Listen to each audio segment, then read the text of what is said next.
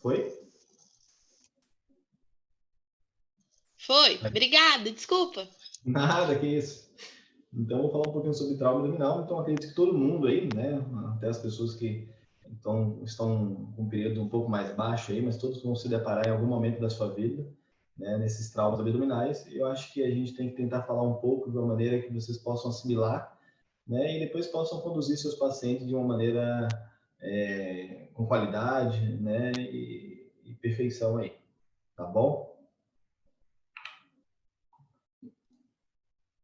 Tá indo aí? Tá passando? Tá. Tá sim. Uma curiosidade, né? Então, algumas curiosidades sobre trauma abdominal. A gente sabe que na unidade de urgência e emergência, a gente tem uma grande demanda de pacientes vítimas de politraumas, né? E 15 a 20% desses pacientes possuem algum tipo de trauma abdominal. E a gente precisa, né, ter um cuidado para diferenciar, né, qual o tipo de trauma abdominal que aquele paciente tem e qual a nossa conduta a ser traçada. Então, a gente nota que é uma patologia que acomete muitos pacientes, né, e que, às vezes, se a gente não souber reconhecer, infelizmente, a gente pode perder aquele doente.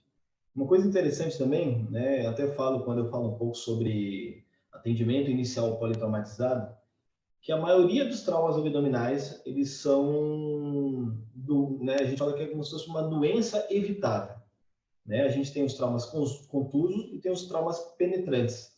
Então, a maioria desses traumas, eles são evitáveis. Por que eu falo isso? Né? Hoje em dia, a gente, vamos dizer assim, colabora para o aumento desses traumas abdominais, né? Com o uso de arma de fogo, né? Acidentes automobilísticos. Então, se a gente souber, né, usar os suportes de segurança, cinto abdominal, velocidade reduzida, né, carros adequados, evitar ingesta de bebida alcoólica, né, andar paramentado, né? Então, existem milhares de coisas que a gente pode evitar esse problema. E a gente sabe que existe um gasto muito grande, né, para identificar, né, e para tratar esses traumas abdominais. Uma outra coisa é o reconhecimento precoce dessas lesões, né? A gente sabe, né, lembra dos picos modais da morte do politrauma, né? Tem o primeiro pico, que acontece logo ali na primeira, né, nos primeiros minutos, né, onde aquele paciente tem aquelas lesões extremas, né, como decapitação, né, eviscerações de órgãos ou ruptura de grandes vasos, né? Então, a gente geralmente atua sempre no segundo pico modal, que é na primeira hora, né, do trauma. E é onde a gente consegue realmente salvar, né, esses pacientes. Então, o reconhecimento do trauma abdominal, o reconhecimento do tipo de lesão, né, e conduta se definir, né, vamos dizer assim, ele muda toda a trajetória daquele doente. Então, se a gente não souber reconhecer esse problema, infelizmente a gente tem grande chance de perder. Eu gosto de falar de trauma abdominal, como a Beatriz até falou, na verdade, eu sempre falo, na verdade, é o grande amor do acadêmico. Quando a gente é acadêmico, né, e eu passei por isso, o que a gente quer ver no pronto-socorro, né, a gente quer ver as coisas acontecerem. Então, a gente quer ver um trauma abdominal, a gente quer ver um tiro, a gente quer ver uma facada, a gente quer ver uma evisceração. Então, não dizendo que a maioria das pessoas, né, não dizendo que é todo mundo, mas a maioria das pessoas tem esse desejo de presenciar, de ver essa adrenalina. Né? Então, acho que todo acadêmico ele gosta, né, dessa parte prática. Né? Óbvio que isso acaba mudando depois que a gente forma. Então, quando a gente forma, a gente muda, né, nossos conceitos e às vezes a gente não torce tanto para acontecer isso no nosso plantão. Né? Então, é uma coisa que eu falo sempre, que o trauma abdominal é uma coisa que todo mundo gosta de ver. Tá? E a gente vai tentar destrinchar isso aí durante um período aí. Tá? Espero que vocês possam gostar. Então, a primeira coisa, o que a gente deve saber sobre trauma abdominal? Né? Então, o que eu devo reconhecer para poder dominar esse assunto? Eu acho que o Emílio, né, infelizmente não estava na aula, mas acredito que o Emílio deve ter falado muito bem sobre anatomia. Né? Hoje a gente vai falar também sobre mecanismo do trauma, métodos diagnósticos e quando é que eu vou indicar uma cirurgia. Né? Eu acho que são as 4 coisas principais para a gente poder, né, entender o trauma abdominal. Então, eu sei que o Emílio conversou com vocês ontem, tá? Não sei se foi ontem ou foi hoje pela manhã. Uma coisa interessante que eu venho observando nos últimos anos, quando a gente faz o exame físico do abdômen, né, às vezes a gente vê um prontuário, né, um relato de um colega, não identificando muito bem a origem da dor abdominal. Então, tem muito colega que ele fala, paciente com dor abdominal, vamos dizer assim, dor abdominal há 3 dias, mas ele não identifica, né, o local. A gente sabe que o corpo humano ele é dividido em 4 quadrantes e, posteriormente, ele é dividido em mais 9 quadrantes. Então, quanto mais a gente souber a anatomia, né, quanto mais a gente descrever isso nos nossos prontuários, primeiro vai facilitar a sua conduta, vai facilitar a conduta do colega, né, e vai otimizar a vida do doente. Então, toda vez que você se depararem com um trauma abdominal, identifique muito bem, né, o local, o local, a região que aquele paciente sofreu o trauma abdominal. Então, se ele tem um ferimento por arma de fogo, né, no abdômen, que você identifica, ó, ferimento por arma de fogo de mais ou menos 1 centímetro em hipocôndrio direito, né? Então, essa identificação ela é importante, justamente para a gente até pensar em quais possíveis órgãos, né, teve lesões. Então, a anatomia é de extrema importância. Uma coisa que a gente às vezes tem muita dúvida é onde começa e onde termina o abdômen. Né? Às vezes a gente só acha que o abdômen é essa parte anterior. Né? E não, o abdômen ele é muito mais amplo do que a gente imagina. Então, anatomicamente, o abdômen ele começa no quarto espaço intercostal, né? Como vocês podem ver na imagem, né? A gente já fala, né, na linha intermamilar, tá? E ele geralmente se estende até a região pélvica, né? Na região anterior, na região posterior até as cristas ilíaca e na região do dorso, né? Até a escápula, né? O ângulo da escápula. Então, geralmente, todo esse segmento é o abdômen. Óbvio que tem, né, um segmento que a gente chama peritoneal e tem outro segmento que a gente chama de retroperitônio, tá? Uma outra coisa importante em relação à anatomia é o seguinte: a gente, diferente dos outros segmentos, né, o abdômen ele é extremamente vulnerável, né? Por que ele é vulnerável? A gente não tem nenhum tipo de arcabouço ósseo, né, protegendo nossas estruturas. A gente tem nada mais nada menos do que uma parede abdominal. Então isso facilita, né, as lesões, né? Isso aí diminui, né, a chance de a gente às vezes segurar aquela cinemática do trauma ali. Então, essa vulnerabilidade, né, do abdômen, infelizmente, propõe lesões mais graves a depender do mecanismo de trauma. Tá? Uma outra coisa que vocês precisam entender é que o abdômen é dividido em caixinhas, né? E tem uma caixinha chamada retroperitônio. E a gente sabe que no retroperitônio tem alguns órgãos, né? Como o duodeno distal, né? Um segmento do colo, né? O pâncreas, né? Do rim.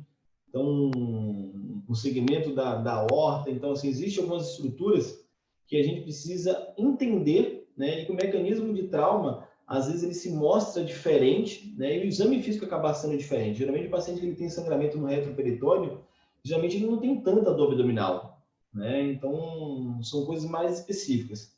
Uma outra coisa também que vocês precisam entender é a transição tóraco-abdominal, né?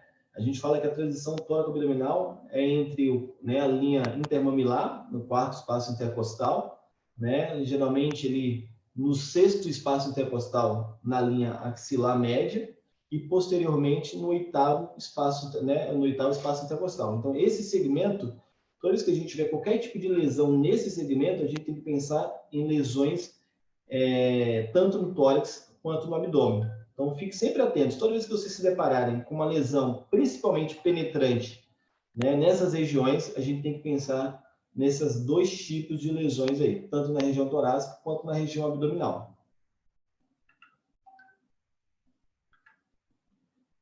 Uma outra coisa que eu preciso que vocês sempre fiquem atentos, né? Eu até coloquei uma estrelinha dessa vez.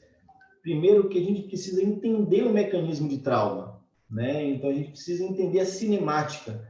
Então a gente precisa perguntar sempre para o colega, quando a gente for receber um doente, né, ou receber um paciente através de um outro familiar, a gente entender como é que aconteceu aquilo, né? Como é que foi, né? Se teve alguma vítima fatal no local do acidente, né? Como é que ficou o carro, né? se está muito danificado, né? Se teve alguma extrusão de alguma coisa, né? Ou se o paciente se ele foi arremessado, né? A gente precisa entender se aquela faca foi uma faca grande, se foi uma faca pequena, né? Se a faca tinha algum outro tipo de estrutura, né? Arma de fogo é a mesma coisa, né? A gente precisa saber se foi um tiro de perto, um tiro de longe, né? O calibre da arma, né? Geralmente a altura também né, da pessoa que né, fez o disparo também interfere. Se for uma pessoa muito alta comparado, geralmente a gente vai pensar numa outra cinemática de trauma.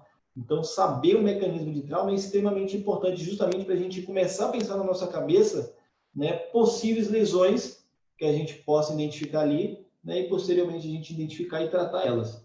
Então, toda vez que chegar um SAMU, né, ou algum tipo de unidade de saúde pré-hospitalar no seu local de trabalho, sempre pergunte para ele, né, se teve uma vítima fatal no local do acidente, se ele pôde reconhecer, né, aquela arma de fogo, se ele pôde reconhecer aquela arma branca, né? Então essas coisas são de extremamente importância, né, justamente para a gente começar a pensar nas possíveis lesões, tá?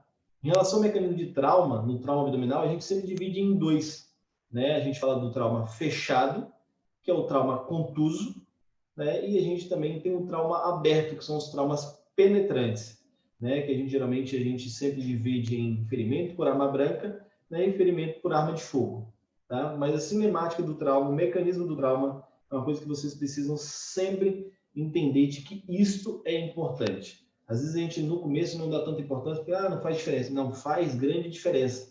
Geralmente ele muda, né? Na verdade, todo o contexto, e ele te faz pensar diferente. Então, toda vez que o paciente chega, toda vez que chega uma unidade pré-hospitalar e fala, olha, teve uma vítima fatal no local, né? Eu vou pensar, nossa, esse acidente, né, foi grave, né? E possivelmente esse paciente que deu entrada na minha unidade, ele provavelmente pode ter alguma lesão, né, mais prejudicial, e eu preciso ficar atento. Então, isso é uma coisa que vocês precisam sempre esmiuçar, né? Seja com familiar ou seja com o colega que fez o atendimento pré-hospitalar. Em relação ao ferimento por arma branca, né? Geralmente, quando a gente atende um paciente vítima por arma branca, né? Seja facada, estilete, né? Facão, hoje em dia diminuiu bastante, para ser bem sincero, esse tipo de lesão, né? Comparado aos ferimentos por arma de fogo.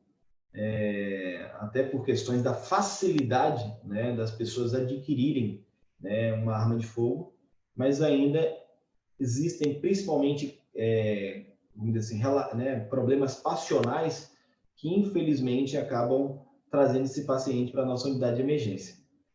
E de uma maneira, só para vocês entenderem, né, e prestarem mais atenção em relação à prova, né, que as lesões por arma branca geralmente acometem o fígado, né, que é um órgão sólido. Depois ele acomete mais delgado, posteriormente o diafragma e depois o colo. Só que isso não é uma regra geral, tá? A gente não pode achar que toda facada, pegou o fígado. Não. A chance de pegar um fígado, por ser um órgão, né, da cavidade abdominal um pouco maior, né, que ocupa maior espaço, então, consequentemente, ele tem mais chance de ser acometido, tá? Então, como eu falei, a cinemática do trauma, o mecanismo de trauma, vai fazer você pensar em possíveis lesões, tá? Se for uma facada de cima para baixo, de baixo para cima, tudo isso muda, tá? Então, a gente consegue ver aqui na primeira imagem, né, um paciente com ferimento por arma branca, né, como a gente falou ali, ó, numa transição tóraco-abdominal, né? Mas você consegue perceber que a faca dele provavelmente foi né, pelo menos a princípio me parece que foi de cima para baixo, né, pelo direcionamento da facada. Então, provavelmente não foi uma facada que provavelmente não teve lesão de diafragma, entendeu? Mas talvez se fosse uma facada de baixo para cima, provavelmente isso poderia ter acontecido. Né? A outra imagem é um outro paciente, você vê que ele tem múltiplas lesões por arma branca, tá? Então a identificação né, localização, aspecto, né? Então tudo isso é importante na sua descrição. Então, inclusive quando o paciente, né, infelizmente ele vai a óbito, esse paciente ele tem que ir para o EML, então geralmente o EML ele faz essa solicitação para que a gente possa descrever, né, o tipo de lesão, né, localização e o aspecto. tá? Outra coisa, toda vez que a gente se deparar por um ferimento de arma branca, né, existem algumas coisas que a gente pode fazer de imediato, mesmo não sendo cirurgião. Então, toda vez que eu tiver um paciente com empalamento, que são essas facadas que o paciente, ele, né, infelizmente, ele sofre, e quem desferiu o golpe não retira, então, a primeira coisa, não tire a faca. Tá? Não tire a faca, pelo amor de Deus. Na maioria das vezes, a gente vai tirar essa faca sobre visão direta. Então, esse paciente vai ser submetido a uma laparotomia e a gente vai tirar essa faca sobre visão direta, justamente para a gente ver o tipo de lesão e, provavelmente, se tiver uma lesão de grande vaso, a gente consiga corrigir isso a tempo. Tá? A chance de a gente fazer que nem faz nos filmes, tirar a faca e vai dar tudo certo, geralmente isso não é uma coisa que acontece muito e, infelizmente, o paciente, às vezes, vai a óbito. Então, tomem muito cuidado. Então, quando vocês, né, tiverem essa demanda no pronto atendimento, não retirem, né, se possível, né, deixe aquela arma ali de uma maneira estável, justamente para ela não ter nenhum tipo de mobilização durante o transporte, etc. Tá? Então, primeira coisa, vocês têm que tomar um cuidado. Segunda coisa, se vocês por acaso se depararem com um paciente que foi ferido por arma branca e, infelizmente, naquele, né, tipo de incisão, infelizmente, ele teve uma evisceração, tá? Também não se preocupem em colocar aquele órgão para dentro. Não fiquem preocupados com isso. Tá? A única coisa que vocês devem fazer é umedecer, né, compressas com soro fisiológico e alocar, né, em cima daquele órgão. Tá? Então, são coisas que às vezes a gente se depara, e quando a gente se depara, geralmente é um momento de muita adrenalina, porque é um caos quando isso acontece, porque o paciente está gritando, o paciente ele tem dor, né, tem um familiar que está do outro lado, então existe uma cena, né, que às vezes ela acaba sendo conflituosa, e às vezes quando a gente se depara com uma lesão mais grave, a gente fica sem saber o que fazer. Então, sempre tenham muito cuidado, né, quando vocês se depararem com esse tipo de lesão. Caso contrário, se não tiver esse tipo de empalamento, né, apenas uma lesão, tá, de preferência, né, façam um curativo e solicitem uma avaliação do serviço, né, de cirurgia geral ou peçam transferência para um local que às vezes não tem o recurso necessário. Tá? Uma outra coisa que a gente pode fazer também, né, óbvio, vai depender muito da experiência do colega que estiver atuando ali, é fazer uma exploração digital do ferimento, para saber se esse ferimento fez, né, se esse ferimento ultrapassou ou não a aponeurose e invadiu a cavidade abdominal. Tá? Óbvio que isso precisa ter um cuidado muito grande, justamente para a gente mesmo não fazer a transposição. Tá? Então, a gente pode fazer uma asepsia, né, uma antissepsia do local, né, fazer um bloqueio anestésico e com luvas estéreis a gente pode fazer um toque, né, da região ali e perceber com muito cuidado se existe ou não uma perfuração para a cavidade abdominal. Tá? Essa indicação de exploração, né, de exploração do ferimento, ele é só indicado em pacientes estáveis. Tá? Pacientes instáveis não tem outro segredo, é laparotomia. Tá? Uma outra coisa, paciente com ferimento por arma branca e o paciente tem sinais de irritação peritoneal, também ele tem uma indicação absoluta de laparotomia. Tá? Óbvio que a gente está falando isso muito sobre conceitos. Tá? Algumas vezes não acontece na prática. Tá? Então, às vezes eu tenho um paciente que tem teve um ferimento por arma branca no abdômen. E eu examinei, ele tem dor abdominal, né? Nem sempre a gente leva esse paciente para a sala de cirurgia. Por que eu falo isso? Né? É um detalhe. O paciente que ele tomou uma facada, né, no abdômen, ele teve lesão pele, subcutâneo, musculatura. Então, isso gera dor, né? Isso gera um processo inflamatório local. Então, às vezes, a gente pode confundir, né, uma irritação peritoneal com uma dor de parede abdominal. Tá? Então, se o paciente está estável, faz analgesia, hidrata o paciente, faz todo o protocolo, né? E reavalia, faz uma reavaliação seriada. Se ele estiver estável, você tem a disponibilidade de uma tomografia, você pode fazer uma tomografia ou até mesmo um FAST. Tá? Então, a gente vai falar isso um pouco mais depois lá na frente, mas eu achei necessário a gente dar uma parada para bater um papo sobre isso. E existem os ferimentos por arma de fogo. Primeira coisa, hoje a gente nota muito, né, vamos dizer assim, pelo menos vai depender muito da região, mas a região sul-fluminense aqui, a gente tem um índice muito pequeno por arma de fogo. Talvez a maioria de vocês aqui que estudaram na região, poucos de vocês tiveram oportunidade de presenciar, né, um paciente ferido por arma de fogo. Na maioria das vezes, por um motivo básico. O que acontece? As armas de fogo, eles mudaram, né, nas últimas décadas. O que mudaram? Mudar o quê, Jodson? Não mudou nada, as armas de fogo continuam a mesma coisa. Não. O que acontece? Os calibres das armas de fogo aumentaram demasiadamente. Então, hoje em dia, infelizmente, as pessoas estão portando arma de fogo com um calibre muito grande. Então, algumas vezes, esse disparo ele acaba sendo fatal. E às vezes a gente não tem a oportunidade de ter esse paciente no pronto-socorro, porque eles, infelizmente, vão a óbito na próprio local da cena. Tá? Então, depois até vamos fazer uma enquete para ver quantas pessoas estão nessa sala, né, conseguiram presenciar um paciente ferido por arma de fogo. Eu acredito que muito poucos de vocês viram isso justamente por esse motivo. Né? Os calibres aumentaram demais, né? Infelizmente as pessoas não conversam, né? não tem um diálogo e infelizmente acabam fazendo essa atrocidade aí. Tá? Então, um outro tipo de mecanismo de trauma, né, são os ferimentos por arma de fogo, tá? É uma outra coisa também que acadêmico adora ver no pronto-socorro um paciente vítima de FAF, né? Diferente da gente, a gente odeia, né? Depois que a gente termina, a gente não quer mais ver, mas se tiver, a gente resolve. Então, assim, diferente, né? Lembra que a gente falou, ó, facada, lembra assim, ó, facada, fígado, FF, né? Só para vocês lembrarem em prova. Né? Eu sei que a maioria de vocês talvez não vão fazer prova por enquanto, mas lembra sempre assim, né? Ferimento por arma branca, né? Faca, fígado, então comete mais fígado. Lembra, né? Arma de fogo, né? A gente quando fala sobre arma de fogo, a gente sempre faz esse gesto aqui. Então lembra sempre assim, ó, né? Arma de fogo, quando a gente aperta o gatilho, né? Lembra uma minhoquinha, tá um delgado, tá? É só para vocês não esquecerem.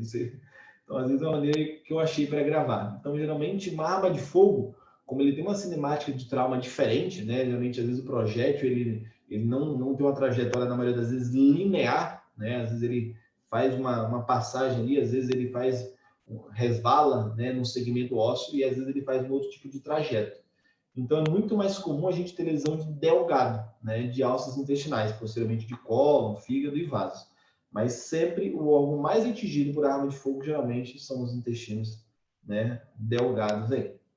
Tá? Uma outra coisa importante quando a gente aborda o paciente ferido por arma de fogo é o que eu sempre falei, a identificação do ferimento. Quem já teve a oportunidade de ver um paciente ferido por arma de fogo, vocês conseguem perceber, né, a dependendo da lesão, o orifício de entrada e saída. Quem vê isso com mais frequência consegue analisar, ó, esse orifício foi de entrada, o orifício foi de saída. As pessoas que não estão habituadas, né, e às vezes o paciente ele tem mais de uma lesão, às vezes ele tem múltiplas lesões, fica difícil de identificar, né? E às vezes a gente acha que é, né, 300 tiros que o paciente teve. Não, e às vezes aquele é um orifício de entrada e um orifício de saída. Então é uma coisa que você sempre tem que identificar. E também, né, como eu falei antes, né, a localização do orifício de entrada e o orifício de saída, né, faz você pensar na trajetória, né, da bala e conseguir pensar, teoricamente, nos órgãos que aquilo ali acometeu. Né? E aí a gente vai voltar lá para a anatomia. Então, lembra sempre o seguinte, eu acho que a anatomia básica a gente tem que construir na nossa cabeça. Né? A anatomia, pelo menos básica, a gente tem que ter, todo mundo tem que ter na cabeça, né? Saber onde fica a bexiga, saber onde fica o colo direito, o colo esquerdo, onde fica o transverso, né? Onde fica o pâncreas, fígado, baço, estômago, duodeno, então um rim, então todos esses órgãos, assim, a gente tem que ter uma noção básica onde está no nosso abdômen. Então, quando a gente se deparar com esses ferimentos, a gente tem que falar assim, nossa, se essa bala entrou aqui e saiu ali, ou provavelmente atingiu esses órgãos e vamos investigar baseado nisso. Entendeu? Então, sempre pense dessa maneira. Tá? Algumas vezes os pacientes não têm orifício de saída. Tá? Às vezes a bala entrou, né, e infelizmente ficou dentro da cavidade abdominal. Uma outra coisa interessante, né, só a nível de curiosidade, a gente percebe que quando a gente tem um paciente ferido por arma de fogo, ele pergunta sempre para a gente, quando termina a cirurgia, tirou a bala, mas tirou a bala. E a gente precisa fazer com que eles entendam que a gente não tira a bala. A gente não abre a barriga procurando a bala. Se a gente encontrar, ok, né, a gente vai te retirar e, teoricamente, a gente vai mandar, né, esse projétil, geralmente, né, para a Polícia Militar ou para um órgão, né, que possa nos ajudar para ajudar a investigar esse problema. Então, não fiquem preocupados com isso, né? Então, às vezes tem alguma bala alojada, se o paciente tiver uma bala alojada que está dificultando ele de alguma maneira, né? Às vezes em área articular, etc., aí geralmente a gente faz um procedimento cirúrgico de mais imediato, mas geralmente ele acaba, né, funcionando como corpo estranho, né? O corpo geralmente ele acaba absorvendo e, né, ele acaba ficando lá. Então, às vezes é muito comum quando a gente que trabalhou no hospital de trauma, às vezes a gente pegar um paciente que ele foi ferido por arma de fogo e de repente ele volta depois de 3, 6 meses com outro ferimento por arma de fogo, e quando a gente faz uma tomografia, uma radiografia, você vê lá às vezes 3 projéteis, né, alojados lá. Então isso é muito comum, tá? Lembrem sempre o seguinte, né, em relação à conduta, né, a mesma coisa que a gente falou. Quase, sendo bem sincero, quase 95% dos pacientes feridos por arma de fogo na região abdominal, eles são submetidos a uma laparotomia exploradora, tá? Praticamente 95% ou mais desses pacientes são submetidos a laparotomia exploradora, mesmo estando estáveis, tá? Então, gravem sempre isso, tá? Eu estou te falando isso de uma maneira prática, tá? Óbvio que existem, né, quando a gente fala sobre conceitos, né, a gente fala de paciente estável, ele faz um FAST, depois ele faz uma tomografia, né? Então, pacientes estáveis geralmente ele tem esse tipo de conduta. Mas 95% dos pacientes que têm ferimento por arma de fogo no abdômen, eles são submetidos a uma laparotomia, pelo menos exploratória, para a gente entender esse tipo de lesão, tá? Por quê? Porque geralmente, como a gente já falou, o órgão mais acometido é o delgado. Então, geralmente, quando a gente tem uma lesão de delgado, né, por uma arma de fogo, né, às vezes quando a gente tem um orifício de baixo calibre, ele faz uma perfuração. E quando faz uma perfuração, o paciente não tem sinais clássicos de irritação peritoneal logo de imediato, né? O paciente ele tem um orifício, às vezes, no intestino delgado, e aquele orifício ele fica, vamos dizer assim, extravasando um conteúdo entérico gradativamente, e o paciente ele não manifesta sintomas logo de imediato, tá? Mas geralmente é um paciente que, se a gente não abordar precocemente, esse paciente, infelizmente, ele vai evoluir com a peritonite, às vezes, fecal. Então, a abordagem cirúrgica praticamente é quase de 100% para os pacientes que sofreram, né, um ferimento por arma de fogo no abdômen, tá? Como eu falei, ó, presta atenção sobre o orifício, né? Existem 2 orifícios aqui, né, de um paciente, só que não é no abdômen, tá? Mas eu queria só que vocês pudessem entender. Então, a gente consegue perceber que o orifício de entrada, então sempre que vocês se depararem com um paciente vítima de arma de fogo, são no halo do ferimento, né? Existem alguns conceitos, né, de medicina legal, como eu vou falar aqui, senão acaba complicando mais ainda vocês. Mas perceba que o orifício de entrada ele acaba sendo muito maior do que o orifício de saída. Primeiro pela cinemática do trauma, né? O orifício que está chegando, ele chega com muito mais velocidade, né? E posteriormente, quando ele vai passando pelo trajeto, né, ele vai diminuindo a velocidade, consequentemente a lesão de saída geralmente é uma lesão muito menor, tá? Às vezes ela acaba sendo até pontiforme, tá? Sendo bem sincera.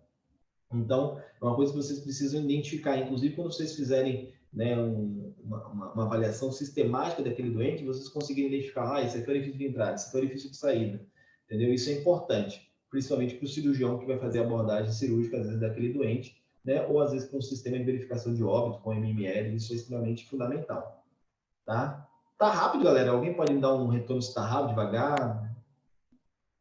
Professor, Ótimo, professor. tá ótimo. Tá Posso fazer tranquilo? uma pergunta, professor? Claro, deve. Eu tenho 2 dúvidas.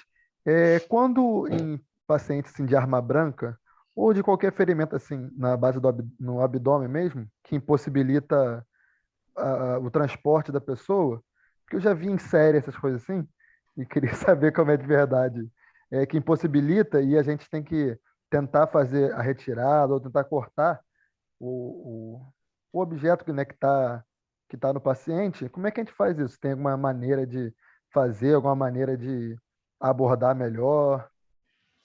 Tá. Então, vamos lá. Muito boa pergunta, né? Então, né? Deixa eu ver se eu entendi. Como é que a gente faz uma remoção, um transporte desse doente que às vezes tem um ferimento por arma branca, né? Ou seja, por qualquer tipo de estrutura, só que ela está empalada ali, né? Ela entrou e não saiu, é isso? Isso, que prejudica o transporte, né? Isso. Dificulta muito. Então, primeira coisa, como eu falei, não tira, tá? Não tira. Então, a gente, né, não tira vamos dizer assim, a arma branca do abdômen. Primeira coisa, a gente não tira. Às vezes, a gente precisa fazer assim, eu já vi situações de a gente precisar mexer, né, com outros órgãos públicos, como bombeiro, né, principalmente, para às vezes a gente remover. Eu já vi paciente com trauma abdominal que, infelizmente, ele teve uma queda, né, mais ou menos 1 metro de altura, ele morava no primeiro andar, ele caiu da janela, e sabe aquelas farpas que tem no portão? Então, ele caiu. Então, foi exatamente pensando Barriga. nisso que eu falei. Hã? É exatamente pensando nisso que eu falei. Eu Então, conheci eu uma já tive a pessoa que oportunidade de ter um aconteceu um paciente problema desse. desse. Ele caiu, né? Ele caiu e ele, infelizmente, transfixou, né? Um segmento metálico ali. Né? E ele estava vivo, só que ele estava só pendurado, um negócio transfixado, né? Ele teve um orifício de entrada no abdômen e um orifício de saída no dorso, né? Então, o que a gente fez com esse doente? Né? Esse paciente, ele precisou, né? A gente precisou acionar alguns órgãos públicos, nesse caso, na época, foi o bombeiro, né? E o bombeiro, óbvio, com aquelas ferramentas que eles têm, né? Eles acabaram fazendo uma secção daquele segmento do ferro, né? E esse paciente foi transportado com um segmento, né? Óbvio que não foi transportado com o portão inteiro, mas ele foi transportado com o segmento daquele ferro até a unidade hospitalar que tinha um recurso. Então, às vezes, a gente precisa mobilizar, né, outros tipos de órgãos para poder nos ajudar, pelo menos, no transporte. Uma outra coisa também, às vezes a gente precisa... nem sempre a gente pode deixar o paciente deitado, porque às vezes o paciente ele tem um ferimento por arma de fogo no dorso e a faca está empalada ali, a gente não pode botar ele deitado. Então, você tem que ver uma maneira, né, de poder transportar esse doente, seja de lado, né, seja de bruço, para que essa arma branca ela não tenha tipo, nenhuma mobilidade. Porque qualquer tipo de mobilidade ali durante o trajeto pode fazer lesões, né, adjacentes ali, lesões que não existiam antes. E às vezes a gente acaba, né, infelizmente, negligenciando e acaba fazendo uma lesão a mais ali que não deveria ter. Então, primeira coisa, não mexe. Se alguma coisa que você não consegue, vamos dizer assim, mobilizar o doente na hora, né, por ser uma estrutura fixa, chama geralmente o bombeiro para ajudar vocês, né, para fazer a remoção daquele doente. Tá? Então, eu não sei se eu consegui responder a sua pergunta, mas acho que é isso. A gente não Conseguiu remove, responder sim, professor. né, e a gente tenta transportar ele de uma maneira que a gente não faça uma mobilização. Às vezes a gente pega, né, quando o paciente tem um ferimento por arma branca no abdômen, né, ou qualquer outro local e a gente não remove de imediato, geralmente a gente faz até fixação dessa arma branca ali no abdômen com esparadrapo, justamente para ele não fazer essa movimentação, né? Às vezes, quando a gente tem uma desaceleração do carro, a gente, né, coloca esse esparadrapo justamente para não ter essa mobilidade, entendeu? Às vezes, né, assim, o transporte acaba sendo né, tem uma dificuldade um pouco maior, né? Mas a gente, na maioria das vezes, a gente consegue, tá? Entendi. E mais uma dúvida rápida aqui, é Claro. na questão dos quadrantes que você falou, quadrante superior direito, coisas assim. Tem um quadrante assim que você acha assim, se eu tiver perfuração por arma de fogo, as coisas assim, que seria menos problemático? Tá. Sim, assim, de uma maneira prática, sim, né? De uma maneira prática, sim. Óbvio que se eu pensar, né? Se eu tenho um paciente vítima de arma de fogo e ele teve uma lesão na região epigástrica, eu vou ficar muito mais preocupado, né? Toda lesão na transição tóraco-abdominal, eu vou ficar muito mais preocupado. Eu vou pensar que ele pode ter lesões em 2 segmentos, tanto abdômen quanto tórax. São as lesões que eu fico mais preocupado são na transição tóraco-abdominal, quando a gente está falando sobre abdômen, tá? Então, assim, lesões, sendo bem sincero, nenhuma lesão por arma de fogo ela é menos pior. Né? Eu acho que é tão ruim quanto. Nós vamos pensar em termos anatômicos, assim, né? Lesões, né, mais inferiores. Tá? Eu não sei nem se eu consigo falar sobre isso, porque a gente tem que pensar de uma maneira no contexto geral. A arma de fogo, o projeto ele não tem um caminho muito certo para trilhar. Por mais que a gente faça, vou dar um tiro aqui na região pública, né? E se tiver um ferimento, vai ser só na bexiga, se Deus quiser. Tá? Então, às vezes, isso não é possível, porque às vezes o projeto ele resvala ali na região, né, pública, ou às vezes resvala ali na crista ilíaca, e às vezes ele volta, dá um outro direcionamento, ele faz outro tipo de lesões. Né? Mas sempre lesão por arma de fogo é sempre ruim. Tá? Eu acredito que lesões no dorso, né, por a gente ter né, então, lesões ali no dorso, na região lombar, né, eu penso que seria um pouco menos perigoso, porque geralmente os órgãos retroperitoneais ele tem uma musculatura, né, da região do dorso que ela é mais forte, ela é mais firme, né? Geralmente são as estruturas que seguram o nosso tronco. Então essas estruturas musculares elas diminuem, né, a cinemática ali do trauma, né? Ele diminui, vamos dizer assim, a potência da lesão. Então geralmente são lesões que eu fico mais tranquilos, né? E eu consigo explorar, inclusive, com maior tranquilidade. Às vezes gera até um pouco de dúvida. Quando a gente tem um paciente com ferimento por arma de fogo, né, no dorso, e às vezes a gente opta por fazer uma exploração digital, né, o paciente está estável, etc. Então, como a musculatura do dorso é uma musculatura muito forte, né, às vezes quando a gente faz um bloqueio, né, a gente às vezes até amplia a incisão ali do orifício, quando a gente faz um toque ali, às vezes eu não consigo perceber até onde foi o trajeto, porque a musculatura acaba sendo muito firme e eu não consigo, às vezes, transfixar o meu dedo com segurança. Então, o fato de ter uma lesão no dorso me deixa mais tranquilo, mas também me deixa com uma pulga atrás da orelha. Pô, será que esse cara fez uma lesão ou não? Né? E às vezes, na maioria das vezes a gente acaba partindo para uma tomografia se esse paciente estiver estável. Tá? Então, se eu Entendi. imaginar, acho que talvez no dorso, né, eu ficaria um pouco mais tranquilo, porque eu acho que tem uma musculatura um pouco melhor para segurar a pancada do projétil. Mas, com toda sinceridade, todo ferimento por arma de fogo, meu Deus do céu, é uma tragédia, meu amigo. Tá? Quem teve experiência com isso, né? Quem tem experiência com isso, a gente sabe, tá? Então, Entendi, nunca é bom, professor. não, tá? Se eu tivesse Obrigado aí. para todos Mas você vocês, deu não uma boa tem ideia de jeito. como é que, de uma Oi? forma que eu não penso, você deu uma ideia de um jeito que eu não pensaria, né, do músculo do dorso ali. Eu não É, você não tá pensaria querendo matar nisso. ninguém também, não, né? Não, não, não pode ficar tranquilo. Tô brincando, tá? Tô brincando. Mas acho que é isso. Pensando de uma maneira prática, uma maneira anatômica, eu acho que a melhor maneira é de a gente optar por esse tipo de, né, de ajuda. Entendeu? Acabei de abrir o chat aqui, eu tô vendo algumas. Eu vi uma, meu avô, alguma coisa assim. Depois eu leio. Aí, tá vendo? O David, né? Ele falou que o avô dele foi baleado e até hoje não pôde tirar o projeto da costela, né? Não sei se isso é verídico, tá? Mas na maioria das vezes a gente não opta, né? Não tem essa opção de tirar o projeto, pelo menos no momento, a menos que esteja algum tipo de incômodo. Mas beleza, Matheus, tá? Fico à disposição aí para sempre que vocês tiverem dúvida, pode parar, acho que fica muito mais legal. Porque às vezes eu me sinto que eu tô falando meio que sozinho aqui, vou falando, meu Deus do céu, será que tá me ouvindo? Tá? Então, sempre que você puder interromper, eu acho que fica muito mais didático. Beleza? Professor, Oi. é porque você estava falando da arma de fogo, aí no caso do projétil, que muitas vezes pode ficar no corpo do paciente. Só que quando eu fui parar para pensar, por exemplo, se a pessoa coloca silicone, a chance do corpo reagir negativamente àquilo é grande. Mas por que que isso não aconteceria com um projétil? Na verdade, assim, a depender do local, né, isso acomete. Então, às vezes o paciente tem um ferimento por arma de fogo, né?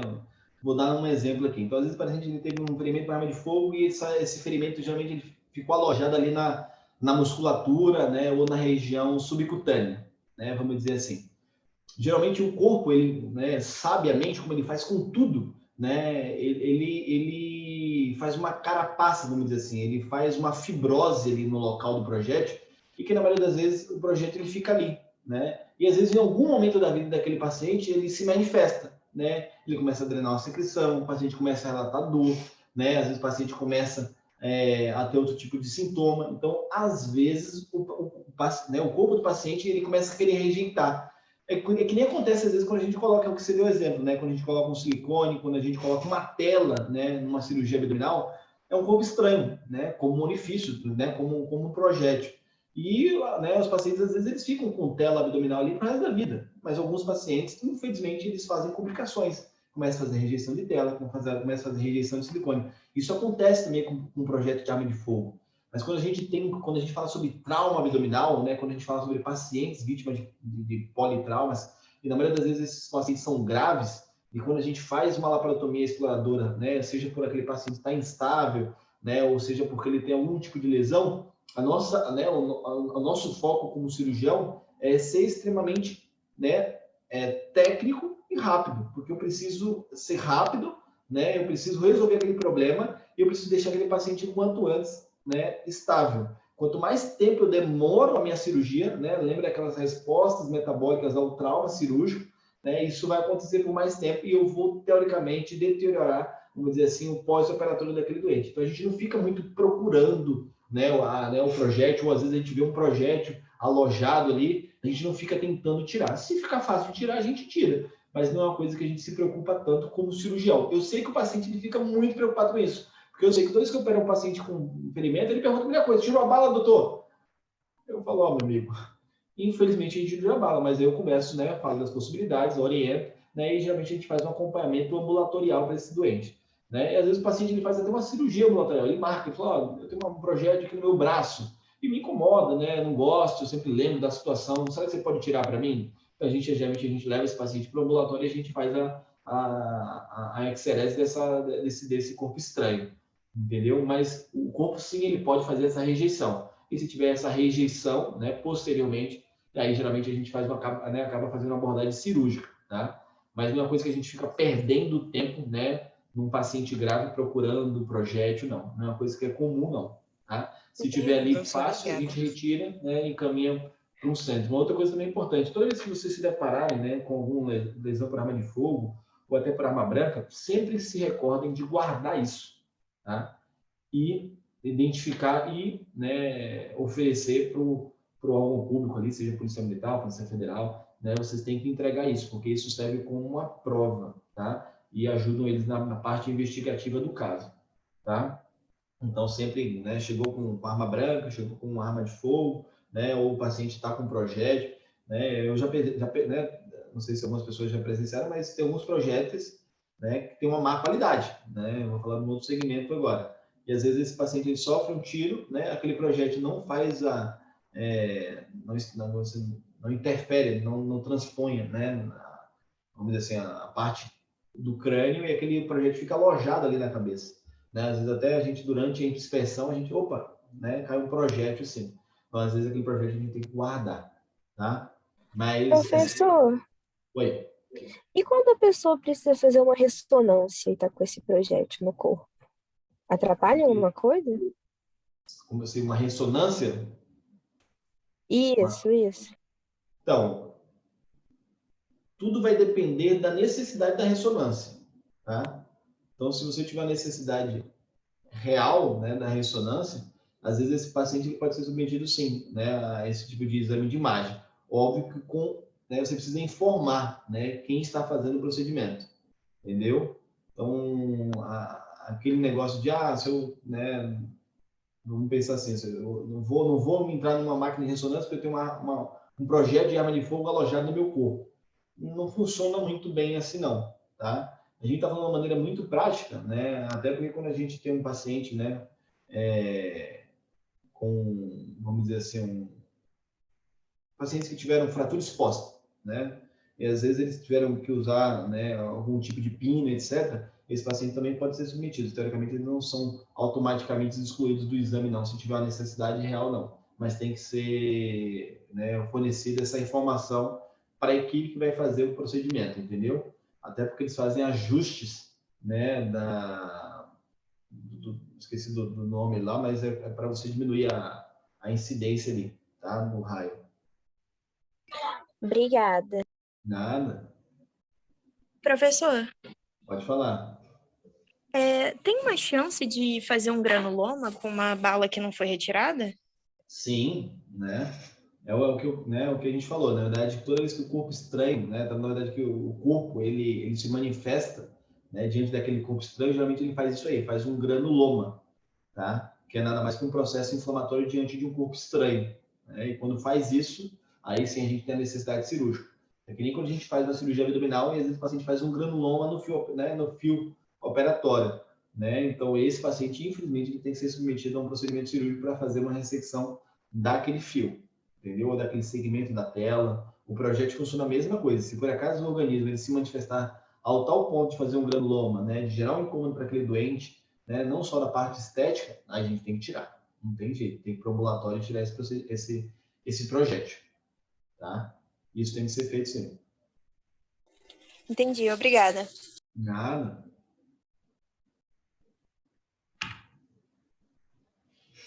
Outro tipo de trauma, né, que a gente falou agora sobre os traumas penetrantes. E agora eu vou falar sobre os traumas contusos. Tá? Os traumas contusos, eles representam praticamente 80%, né, dos nossos traumas abdominais. Né? Geralmente é o que a gente acaba mais se deparando nas unidades de pronto atendimento. São os pacientes politraumas que chegam pelo SAMU, né, esses atendimentos pré-hospitalares, eles chegam de maca, prancha. Então, os traumas contusos, principalmente acidentes de carro, né, ele geralmente representa 75% desses traumas contusos. Né? Existem também os golpes, né? Então, quando a gente tem uma agressão física na região abdominal, a gente pode ter lesões, né, de órgãos abdominais, ou paciente vítima de queda, tá? Principalmente em pacientes vulneráveis, paciente idoso, criança, que geralmente, infelizmente, tem uma estrutura, vamos dizer assim, corpórea mais delicada. Então, geralmente, os traumas, mesmo que sejam pequenos traumas por queda, podem ter repercussões extremamente graves.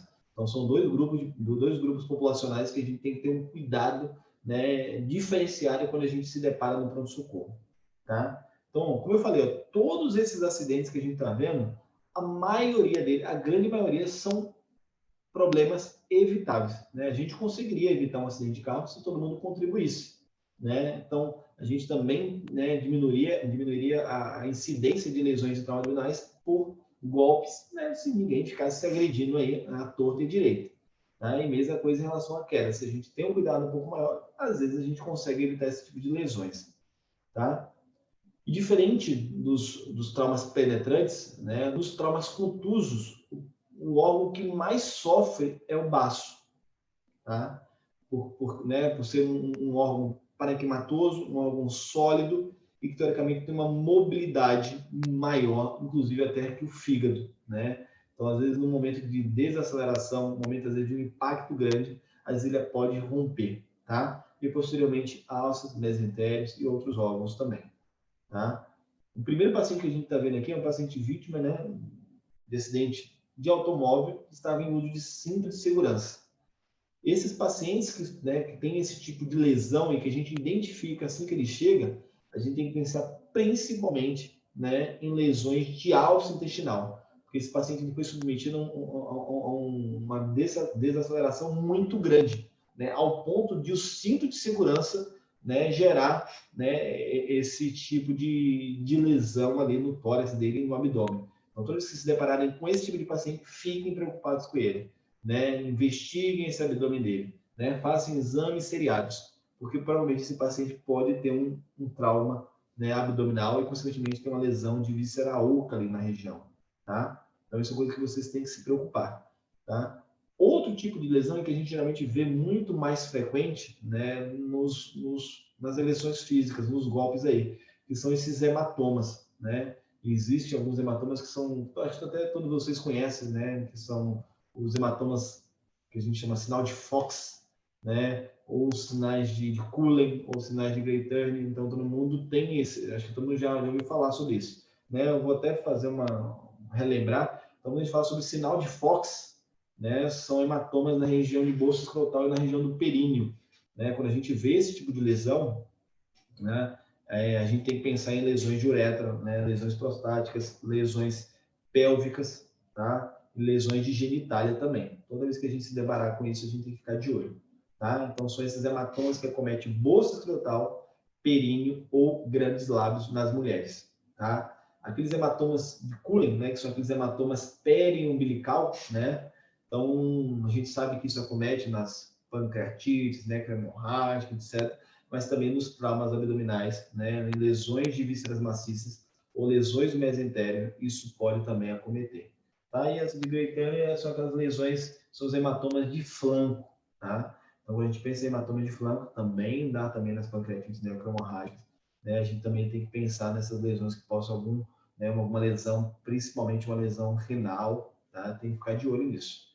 Tá? É um tipo, são as lesões que a gente consegue bater o olho e identificar. É que nem quando a gente tem um TCE, a gente bate um olho e vê um sinal de guaxinim. Todo mundo fala, sinal de guaxinim, sinal de guaxinim. Então, a mesma coisa. Quando vocês se depararem com trauma abdominal, você tem que, né, pensar nesses 3 tipos de lesões, tá?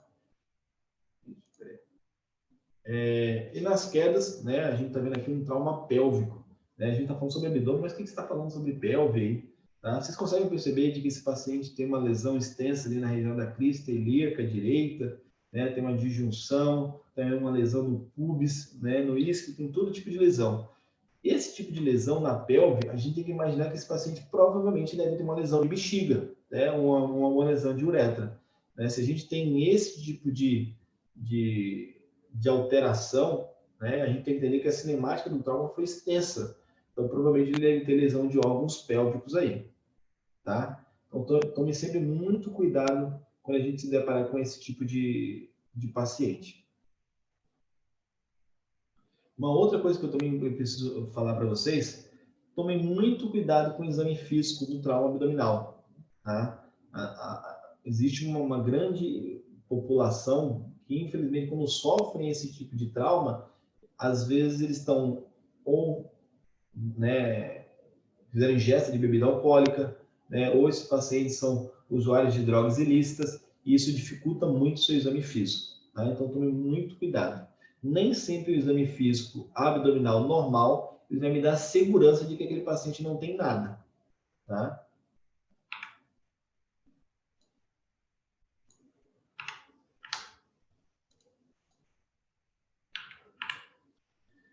E a gente vai falar, né, a gente falou um pouco sobre o trauma abdominal e agora eu queria falar um pouquinho sobre os métodos diagnósticos. Né? O que a gente tem para poder a gente identificar, né, e corrigir, resolver? O que a gente tem ao nosso, né, ao nosso redor que possa nos auxiliar nesse tipo de diagnóstico, né, e posteriormente conduta? A gente sempre fala o seguinte, né, tudo vai depender muito da sua unidade hospitalar. Tá? No Brasil existem unidades de grande porte e que, teoricamente, tem uma estrutura, né, muito melhor que outras. Então, nem sempre a gente vai ter uma tomografia, nem sempre a gente vai ter um FAST. Então, quando a gente fala muito sobre conceitos, a gente fala de uma maneira um pouco mais lúdica, tá? Porque a gente sabe que a maioria das unidades hospitalares, né, que provavelmente vocês trabalharão nelas, elas não têm esse tipo de perfil, né? Não tem esse tipo de suporte, né? Por ser às vezes, um suporte caro para aquela região. Então, pensem sempre o seguinte, sempre que eu não botar uma estrelinha, você vê que eu botei uma outra estrelinha aí no exame físico. Então, acreditem, o seu exame físico, ele assim, antes de qualquer coisa, ele é essencial, né? Para a gente identificar esse trauma abdominal e tomar conduta. Mesmo a gente não tendo tomografia, mesmo a gente não tendo FAST, tá? E às vezes, na maioria das vezes, a gente não tem um colega experiente para fazer um lavado peritoneal. Então, pense sempre o seguinte, exame físico, ele é essencial. E um exame físico detalhado, né? Um exame físico seriado, sistemático, ele é extremamente importante. Tá? Nunca esqueçam isso. Um exame físico nunca vai perder espaço para uma tomografia, o exame físico nunca vai perder espaço para um FAST. Eu estou falando de sua maneira, mas pô, tá de sacanagem falando essa besteira. Não é não. Infelizmente, a gente que, né, eu venho de um grupo que formou também, né, não sou tão velho assim, mas eu vim de uma levada de colegas assim que às vezes a gente deixa de examinar o abdômen, né, para pedir um exame de imagem, né, ou às vezes até mesmo um exame laboratorial. Eu penso sempre o seguinte, antes de dizer eu sou cirurgião, eu sou clínico, tá? Então, o exame físico do abdômen, quem me conhece, quem trabalha comigo, quem já esteve perto de mim, eu sempre falo muito isso. Porque eu acho que o exame físico, ele é nada mais, na minha opinião, melhor do que qualquer outra coisa, né? Então, eu confio muito mais no meu exame físico do que um exame de imagem, tá? Né? À toa que quando eu tenho um paciente, né, e que às vezes ele chega no meu consultório já com o exame pronto, geralmente eu não vejo esse exame de início. Tá? Geralmente eu vejo o paciente, examino e posteriormente eu vejo o exame. Justamente para não acontecer o contrário. Toda vez que a gente olha um exame, geralmente a gente, né, antes mesmo de examinar o paciente, a gente começa a pensar no que o exame está dizendo e o nosso exame físico fica prejudicado porque a gente começa a fazer um exame físico segmentado. A gente começa a pensar naquela patologia tão que a gente só fica focado ali e a gente esquece outros locais. Então, o exame físico, ele tem que ser feito de uma maneira, né, sistemática, seriada, tudo direitinho. E nada vai substituir isso, tá? Tá? O dia que isso substituir, a gente tem que parar de fazer medicina e a gente tem que fazer, né, vamos dizer assim, a gente tem que ser solicitadores de exame. Tá? Então, eu botei esse link justamente para vocês poderem entender isso.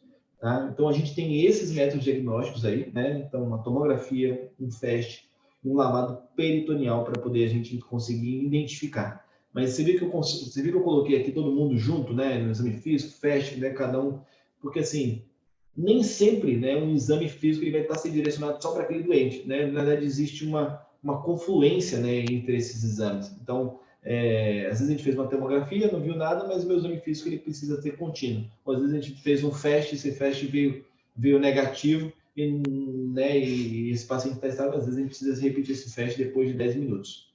Tá? Então, o conjunto da obra que funciona, né? O exame físico junto com o lavado, o exame físico com o FAST, o exame físico com a tomografia. Então, o conjunto da obra que funciona. Tá? Então, nunca esqueçam disso. Então, em relação ao exame físico, né? Como eu já falei, é a primeira coisa que a gente tem, né, ao nosso favor. É o que eu posso usar logo de início quando eu faço o primeiro atendimento, aquele paciente fez um trauma abdominal. Então, como é que a gente faz uma suspeita de um trauma abdominal? Poxa, esse cara chegou, eu não sei nada dele, não tem familiar, não tem ninguém para conversar comigo sobre o que aconteceu com aquele doente. O paciente está entubado, tem ventilação mecânica, não consigo ter noção de como é que ele está aquele abdômen. Né? Ele não me responde, ele não conversa comigo, ele não me diz se dói, etc. Então, como é que eu vou saber se ele teve um trauma abdominal e se aquele trauma abdominal, né, tem lesão ou não? Primeira coisa, exame físico. Como eu falei sempre, exame físico e sinais vitais. Lembra sempre o seguinte, existem alguns locais do nosso corpo, né, principalmente quando a gente fala sobre politrauma, que são locais que sangram mais, né, e que são fontes, vamos dizer assim, de sangramento. E um deles é o abdômen. Então, se a gente tem um paciente vítima de politrauma, né, um paciente que chegou na sua unidade grave, né, que o colega que trouxe o paciente informou de que o carro estava extremamente deteriorado, e o paciente não tem nenhum outro tipo de lesão, né, que possa, né, justificar aquele quadro, né, a gente tem que pensar em traumas abdominais com lesões. Então, principalmente pacientes que estão chocados, né? Então, o paciente que chegou na sua unidade hipotenso, descorado, né, taquicárdico, né? Então, toda essa resposta ao choque, a gente tem que pensar em lesão abdominal, tá? Então, sempre pense nessa maneira. O paciente chegou chocado no seu hospital e você não tem nenhum outro local que possa, vamos dizer, se o paciente ele não tem lesões de ossos longos, que sangra também, ele não tem isso. Então, a gente descartou a oportunidade. O paciente não tem nenhum ferimento que está fazendo um sangramento abundante. Não tem nenhuma lesão, não tem nenhum corte que está sangrando vultuosamente. Então, a gente descarta essa possibilidade. O paciente não tem nenhum tipo de lesão torácica evidente. Você fez o exame físico dele, fez uma ausculta, não viu nada diferente. Não viu um murmúrio, né, não viu um murmúrio vesicular abolido, não viu nenhum tipo de lesão. Né? Então, teoricamente, a gente consegue descartar. Então, a gente tem que pensar em trauma abdominal. O paciente chegou chocado, trauma abdominal tem que ser pensado. Tá? Exame físico seriado. Tá? Exame físico seriado e sistemático. Quando eu falo isso, é que a gente tem que inventariar aquela barriga. Né? A gente tem que olhar, examinar. Inclusive, os pacientes eles têm que ser rotacionados, né, em bloco, né, com todo o cuidado da equipe. Esse paciente tem que ser rodado. A gente tem que ver a parte posterior. Lembra? O abdômen não é só a parte anterior. O abdômen tem um segmento posterior também. Então, a gente tem que inventariar a barriga toda. Principalmente na paciente vítima de arma de fogo. Às vezes passa algum orifício despercebido. Tá? Então, olhem, avaliem, tirem a roupa daquele doente e façam a inspeção com cuidado. Então, às vezes, né, quando a gente está numa unidade hospitalar que não tem recurso, né, não tem um FAST, eu não tenho alguém experiente fazer um lavado, eu não tenho uma tomografia. A gente chega um paciente vítima de trauma, né, e naquele momento o paciente ele tem um trauma abdominal, tá? E ele não tem sinais de alarme que indicaria de imediato uma laparotomia, né? O paciente, e quais são esses sinais de alarme, né, que a gente fala? Então, o paciente não tem visceração, né? Ninguém tem dúvida, né? O paciente chegou, trauma abdominal, tem visceração, pô, é cirúrgico, não tem outro segredo, tá? Outra coisa também, o paciente chegou, você fez o exame físico, o paciente tem sinais francos de peritonite, né? Na maioria das vezes a gente também não tem dúvida e vai encaminhar esse paciente para um procedimento cirúrgico. Mas e aqueles pacientes que chegaram na sua unidade, né? Você não tem nenhum recurso, né? E aquele paciente teve um acidente de carro e ele chega na sua unidade e ele fala, quando você faz o exame físico do abdômen dele, ele fala que tem dor abdominal. Então, é aquele doente que a gente vai ter dúvida, né? Será que tem alguma coisa? Será que não tem? Então, nosso exame físico sistemático e seriado, juntamente com algumas, né, anotações de sinais vitais, né? Coleta de hematócrito de hemoglobina, pelo menos ali a cada 2 horas, a cada hora, tudo vai depender muito da sua unidade hospitalar, tá? Ele vai sempre ser extremamente importante para você definir se esse paciente tem uma lesão ou não de víscera abdominal, tá? No sinais de alarme a gente não tem dúvida, evisceração e peritonite, tá? Essas indicações são absolutas, tá? Mas, Jorge, pô, e esses pacientes que a gente tem dúvida, né? Pô, o paciente chegou alcoolizado, né? O paciente está em uso de drogas ilícitas, né? Ele não consegue falar para mim se ele tem dor, se ele não tem dor. Então, quando eu estou examinando a barriga dele, ele está falando de outra coisa, né? Às vezes, principalmente acontece isso quando o paciente tem lesões, né? De fratura exposta, né? Às vezes tem uma perda de um membro. Às vezes o paciente ele não consegue raciocinar e pensar no seu exame físico. Você está perguntando, tem dor aqui, né? E vai examinando e ele fala, não, meu pé, doutor, meu pé, meu joelho está doendo. Ele não consegue te ajudar no exame físico. Esse paciente a gente vai ter dúvida, né? Ou o nosso exame físico vai ficar prejudicado.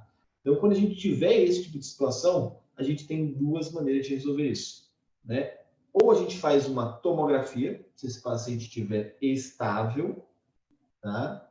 Ou a gente pode fazer um FAST, né? Ou um lavado peritoneal, né? Se ele estiver instável, tá? Ah, mas eu não tenho nada disso, e estou com o exame físico, né? Duvidoso. Faz exame físico sistemático e seriado. Tá na dúvida? Encaminha para a unidade, né? Faz a transferência desse doente, estabiliza ele e transfere ele para o serviço de cirurgia geral, tá? Mas não se esqueça isso. Exame físico sistemático e seriado, ele é fundamental. Não só no trauma abdominal, mas em todo paciente politrauma. Por isso que a gente deixa o paciente 6 horas, 8 horas, às vezes 12 horas na unidade hospitalar após o acidente, né? E às vezes a gente não faz isso por sacanagem nem nada, né? O paciente fica lá para perder hora. Não, ele fica lá justamente para a gente fazer o exame físico seriado. Uma outra coisa também importante, não adianta deixar o paciente lá 6 horas, 8 horas e você não olhar o paciente em nenhum momento. Só olhar na hora que der 8 horas. Não, aí você já não fez exame físico sistemático nem seriado, tá? Então isso precisa ser feito, né, com muito zelo. Então isso é uma coisa que eu preciso que vocês sempre tenham na cabeça. Exame físico não substitui nada, tá? Exame físico não vai ser substituído por nada. Uma outra coisa que a gente tem é o lavado peritoneal diagnóstico, que a gente chama de LPD. Eu tenho quase certeza, mas a maioria de vocês nunca viram lavado peritoneal diagnóstico, tá? Por quê? A tecnologia ela vem melhorando, né, os nossos recursos.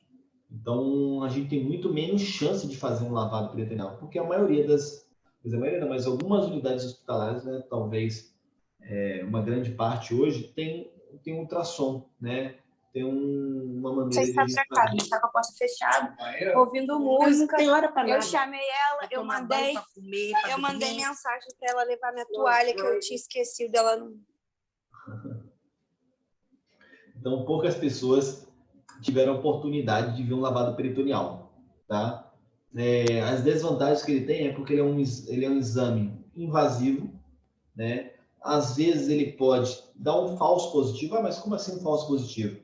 Então, às vezes, quando a gente faz a exploração ali, às vezes a gente tem uma lesão, né, de um vaso, né, da parede abdominal. E às vezes esse vazio ele acaba sangrando, né, para dentro da cavidade. E quando a gente vai fazer o FAST, a gente fala, nossa senhora, veio sangue, né? Vamos abrir esse cara. E de repente não, às vezes foi um vazio na parede abdominal que sangrou, né, e isso gerou um falso positivo.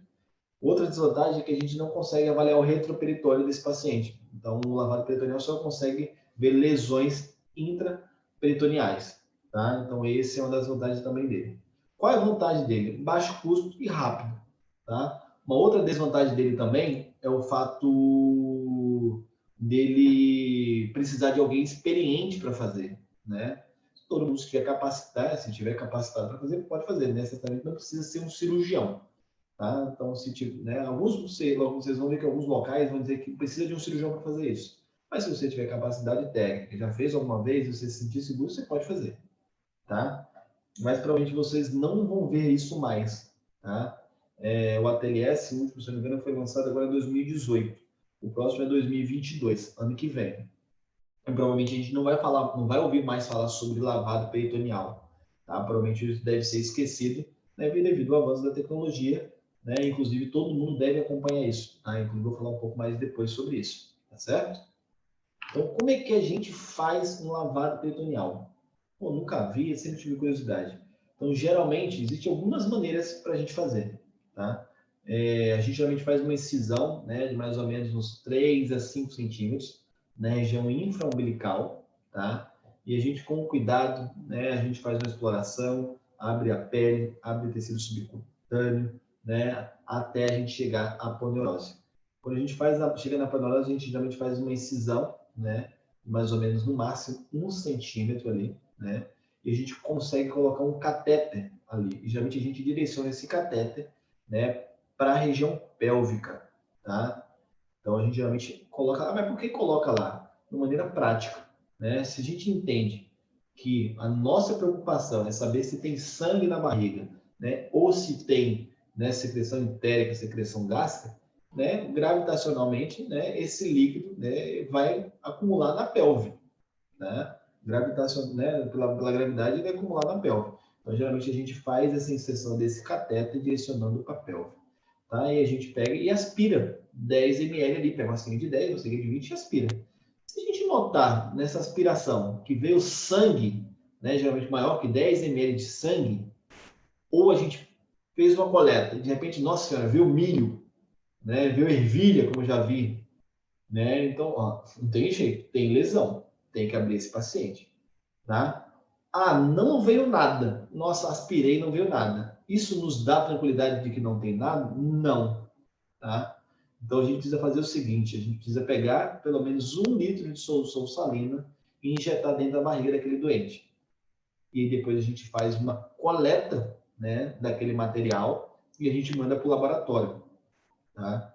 Então, geralmente, se vier maior que 100 mil hemácias, né, por milímetro cúbico, ou maior que 500, desculpa, não é 500 mil não, tá errado aí, pessoal, são 500 leucócitos, né, por milímetro cúbico, tá? Ou se apresentar bactérias gram-positivas, enterococcus, estafilococcus, né, durante essa análise do laboratório, é um lavado positivo, né? Se a gente tem um lavado peritoneal positivo, né, e esse paciente está instável, ele tem indicação cirúrgica.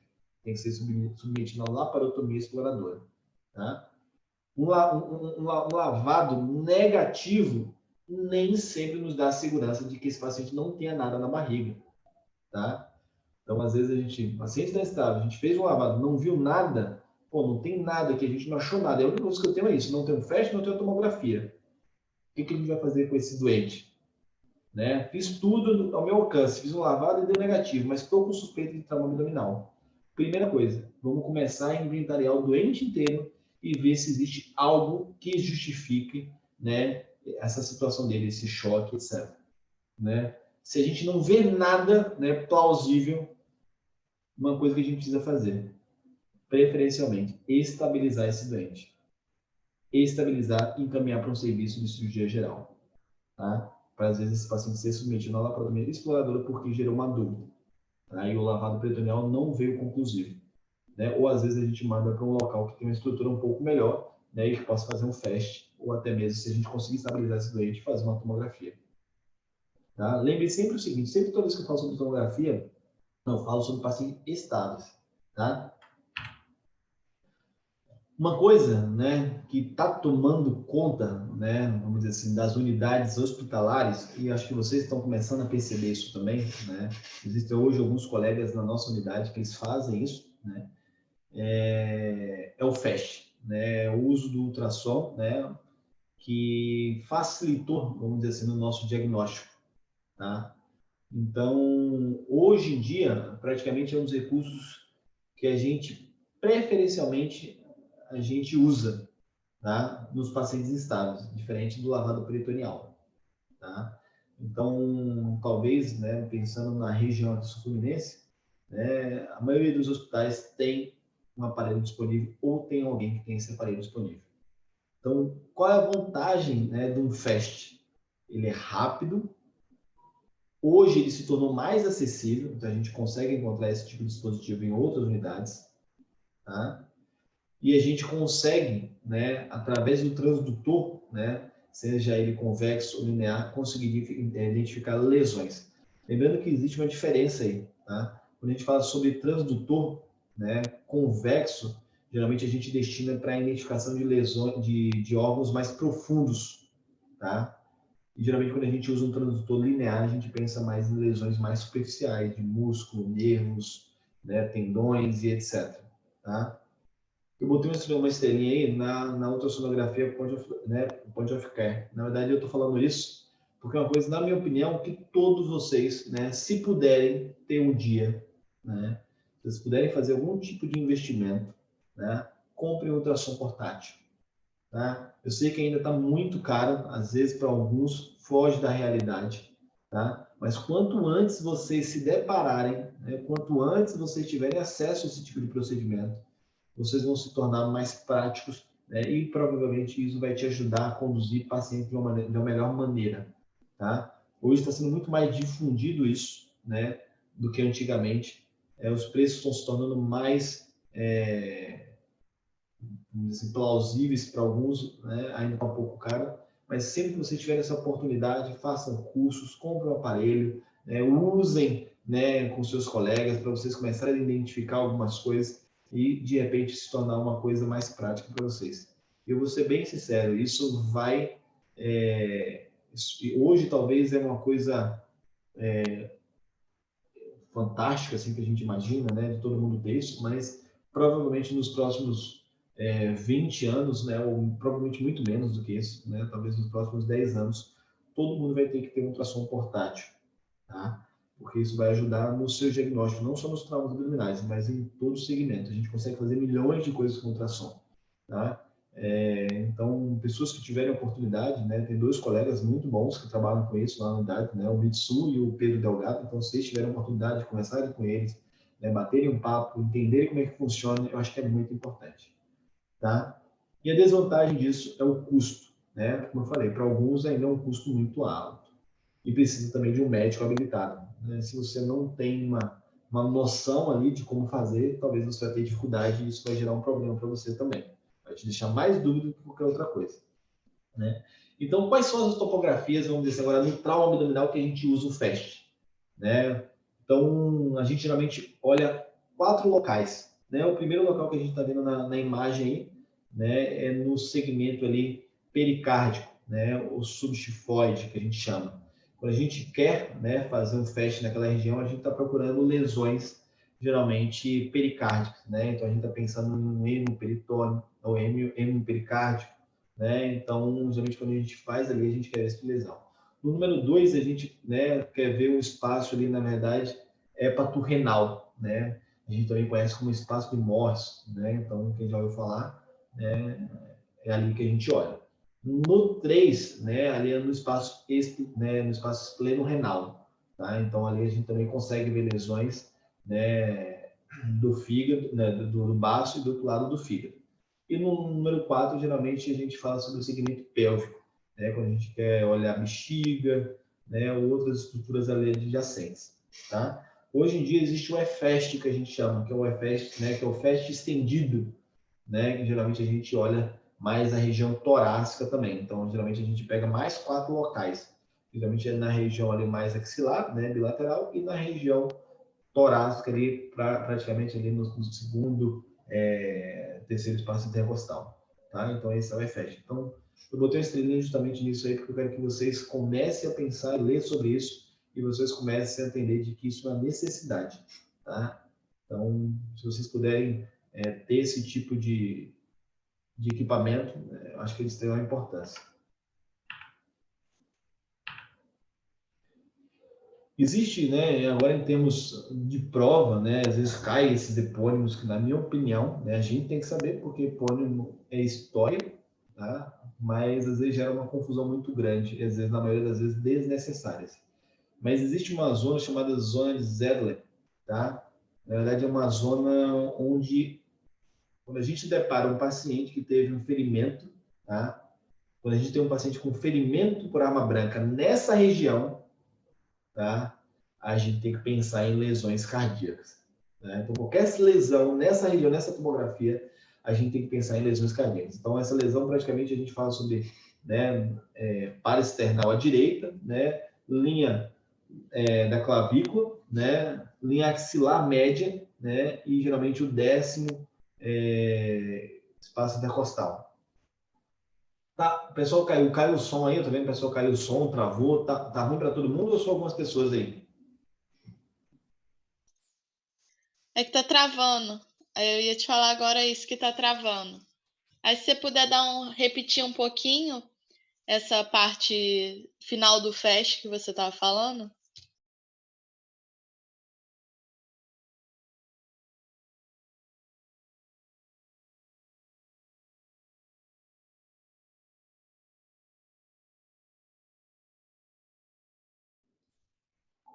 Vocês estão vendo a imagem aí?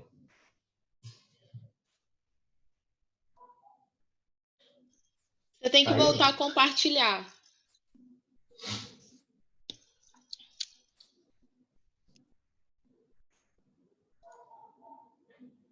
Foi? Agora foi. Obrigada. Nada. Então, assim, não sei onde parou no Fast, né? Não sei se falou as topografias, não sei se chegou nesse segmento. Chegou a falar até do segmento torácico do EFAST e estava bem no final, você já estava mudando de slide, que aí começou a travar. Tá. E né, a gente falou sobre aquelas topografias, né, sobre a FAST, né, que a gente acaba ampliando mais, né, aquele FAST ali, né, mais pensando mais na região torácica. Existe um local, né, muito mais em termos de prova, né, que eu falo, porque geralmente são epônimos que foram criados, né, a gente tem que saber porque epônimo é história, né, só que às vezes eu acho que dificulta muito, tá, dificulta muito para todo mundo, tá, então essa é uma zona que a gente chama de zona de Ziegler, tá, uma zona geralmente quando a gente percebe que o paciente ele tem um trauma penetrante nessa região, tá, a gente tem que pensar em lesões cardíacas. Então, mas onde é que esse espaço, onde é que eu identifico? Então, geralmente ele né, ele é segmentado por uma linha paraesternal à direita, né, clavícula superiormente, né, maneira lateral, linha axilar, né, média, e o 10º espaço intercostal. Tá? Então, essa região, se a gente vê uma lesão por arma branca ali, uma lesão por arma de fogo, a gente tem que pensar em lesões cardíacas, a gente tem que pensar em hemopericárdio, entendeu? E provavelmente, às vezes, a gente tem que fazer um procedimento, tá? Que é a pericardiocentese, se a gente tiver habilidade técnica, né? Ou, às vezes, encaminhar para um serviço de cirurgia torácica, né? Ou cirurgia cardíaca quanto antes, tá? Ou para o serviço de cirurgia geral, na maioria das vezes. Tá? Mas só em termos de vocês, de conhecimento, né? E se prepararem alguns aí para a prova, que às vezes pode acontecer. Tá? Eu botei uma imagem aqui, só para vocês poderem entender. Às vezes, quando a gente vê uma imagem de ultrassom, a gente fica meio perdido, não consegue identificar muito bem o que é isso, o que é aquilo, não consigo ver nada, tá tudo preto, né? Então, a gente não consegue. Eu coloquei uma imagem aí bem didática para vocês poderem entender, né? Então, como eu falei, sempre a prática mais precoce, né, desse tipo de ferramenta, mais facilidade vocês vão ter, né? Mas vocês conseguem perceber, né, com a imagem ao lado aí, né, o parênquima hepático, né, e o parênquima renal, né, esse segmento mais hiperecogênico aí, que é esse segmento branco, tá vendo? Na região do meio do rim, né? Então, geralmente é a região, né, medular, né, e o peitinho é a região mais do córtex aqui. E vocês conseguem ver uma linha, né, entre o fígado e o rim, né, uma linha branca mais hiperecogênica também. Então, esse é o espaço. Então, quando a gente vê qualquer coisa preta, né, e coisa preta no ultrassom é líquido, né, vocês vão começar a entender de que existe líquido dentro da barriga, e geralmente esse FAST é um FAST positivo, tá? Então, às vezes fica difícil, mas quando vocês começam a ver uma, duas vezes, mais vezes, vai ficando mais fácil, tá? Caiu de novo?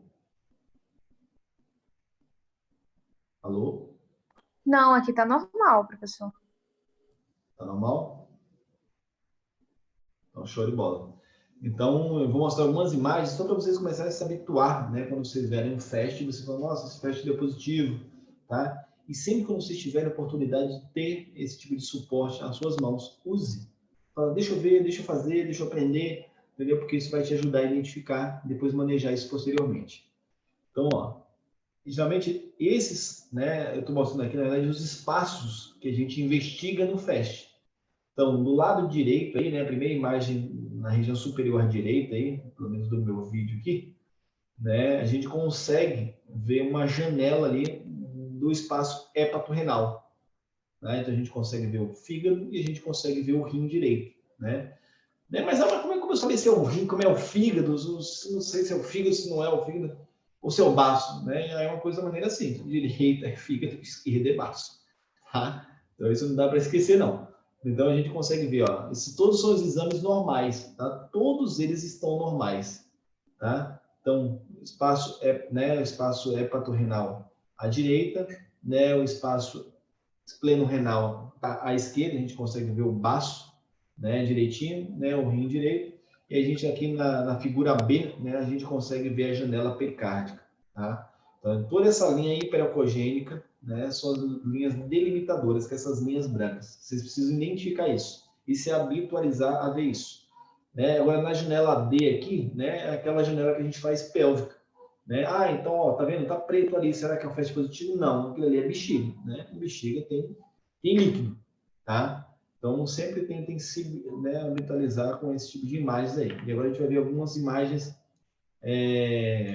positivas, tá? Então, na imagem superior, né, a gente consegue ver o colega, né, com o probe aí, né, no espaço hepatorrenal, tá? Então, a gente consegue ver na primeira imagem uma imagem normal. Depois, ao lado, na letra C, a gente consegue ver com as setinhas aí, né, um segmento mais escurecido. Então, aquilo ali é líquido no espaço Morse, entendeu? Então, é líquido ali no espaço hepatorrenal. Então, esse é um FAST positivo.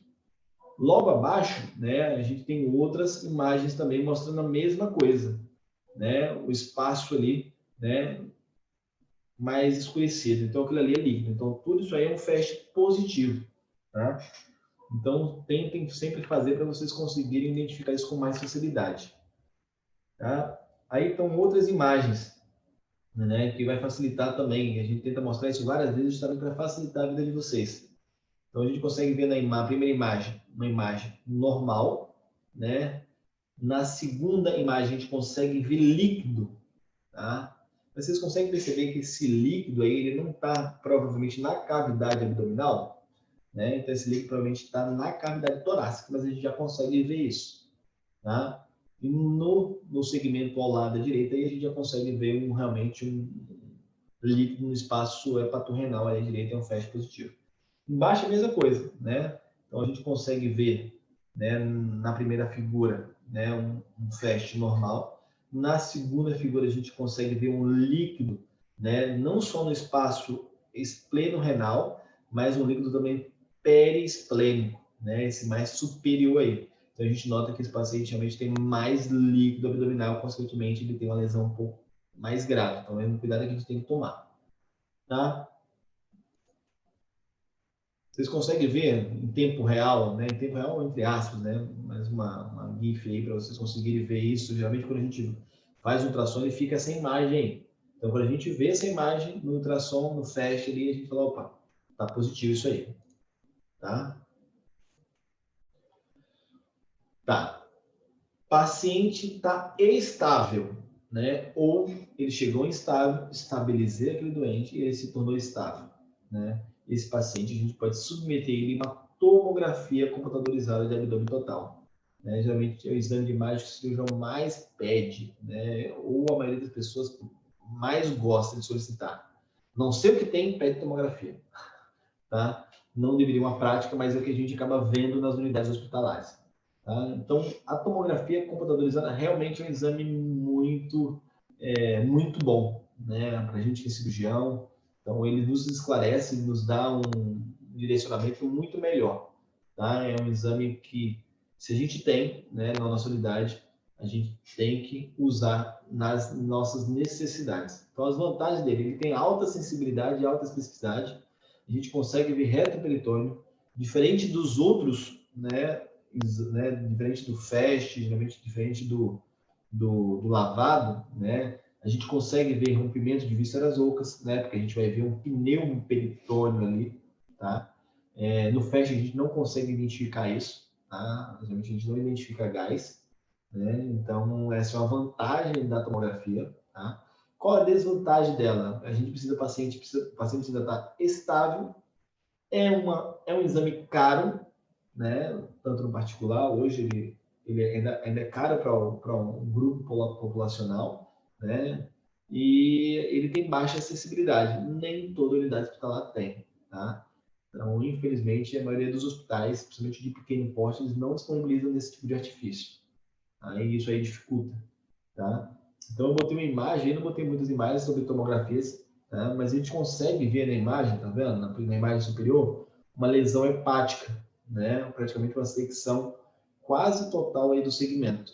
Tá? A gente também consegue ver líquido livre na cavidade, né? Tanto perihepático ali, vocês conseguem ver que existe uma diferença, né, do aspecto? Nota que é um cinza um pouco mais escuro, né? O líquido geralmente é um cinza um pouco mais escuro, tá? Então vocês conseguem perceber ali, ó, na região periesplênica, tanto na região perihepática tem líquido, tá? Então esse paciente aí, provavelmente devido à lesão extensa, tá? Ele deve ser submetido a uma laparotomia, tá? Uma outra coisa que vocês têm que também lembrar, toda lesão de órgão, né, maciço dentro da cavidade, ele é cirúrgico? Não. Não é, tá? Antigamente, sim. Né? Pelo menos alguns anos atrás, nossa, tomografou o paciente mesmo, né? Paciente estável, tomografamos. Tem lesão hepática? Vamos abrir. Tem lesão hepática? Vamos abrir. Independente do tamanho da lesão, a gente abria todo mundo. Né? Isso mudou muito. Na verdade, muitas coisas mudaram nesses últimos anos, principalmente quando a gente fala sobre a TLS. Então, isso mudou muito. Nem sempre lesões de vísceras maciças, tá? Lembrem, vísceras maciças, tá? Eles são cirúrgicos. Pelo menos de imediato, não. A não ser que o paciente esteja instável, tá? Então, aí não tem jeito, tá? Então, lembre sempre dessa maneira.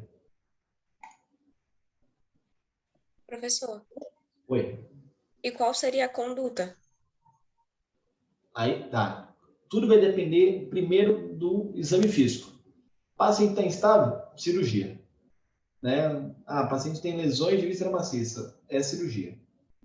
Tá? O paciente tem uma lesão hepática. Né? Aí a gente dá para falar num outro momento, porque a gente vai começar a falar sobre graus de lesões, né? E para cada órgão ele tem graus de lesões, quando a gente fala sobre órgãos maciços. Então vamos dizer assim, né? Uma lesão de segundo grau hepático, né? Que são lesões menores geralmente do que 50% da lesão, né? E o paciente está estável, né? O paciente não tem queda de HB constante, né? O paciente está normotenso, tá eupneico, tá normocárdico, né? Esse paciente a gente consegue tratar ele de maneira conservadora. Né? Óbvio que não é um paciente que você vai liberar para casa, né? Você vai internar ele, né? De preferência num ambiente sob supervisão direta de um profissional, né? Médico, que possa avaliar ele de maneira sistemática e seriada. Você está vendo? Que a gente fez uma tomografia e a gente voltou para o exame físico. Né? Então, isso, como eu falei, né? Tudo está interligado. Então, às vezes a gente vê uma tomografia com esse tipo de lesão, uma lesão grau 2, uma lesão grau, né? Às vezes até uma lesão grau 3 hepática, às vezes a gente não opera esse doente, tá? Então, esse paciente ele vai ficar internado, vai ficar em observação, a gente vai fazer um controle seriado do HB e HT dele, vai fazer o exame físico seriado. Às vezes a gente até repete a tomografia posteriormente, né? Ou às vezes faz um FAST seriado, faz agora, faz depois, tá? Mas às vezes a gente não trata de maneira cirúrgica, mas antigamente era assim. Tem lesão, vamos abrir. Tem lesão, vamos abrir. Né? Só que a gente começou a perceber de que o fato de a gente fazer uma incisão, né, abdominal, o paciente vai passar por um trauma cirúrgico, a gente estava desenvolvendo para ele um mecanismo de trauma, na maioria das vezes sem necessidade. Mas por que sem necessidade? Se ele está com uma lesão hepática, ele está sangrando. O nosso corpo é muito sábio. Né? Então, a gente tem um sistema de coagulação muito bem preparado. Se o paciente não tem nenhuma doença, né, não tem nenhuma coagulopatia, né, o paciente não tem nenhuma doença do sistema, né, do sistema hemodinâmico, vamos dizer assim, esse paciente ele tem condições de ser submetido a um tratamento de maneira conservadora. Tá?